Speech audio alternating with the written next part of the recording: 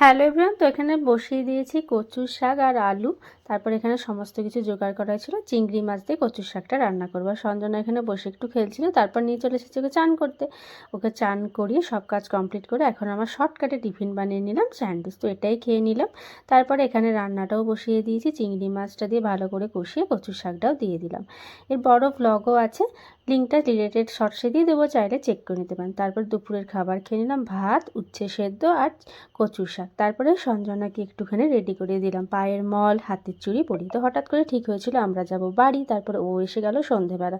বাবাকে দেখে তো একদম লাফিয়ে চলে গেছে বাবার কাছে, তো এখানে বাবার সাথে ওর খেলাধুলা হচ্ছিল। তারপরে আমাদের এখন জিনিসও গোছাতে হবে, তো হঠাৎ করে যেহেতু ঠিক হয়েছে, কোনো প্ল্যান ছিল না।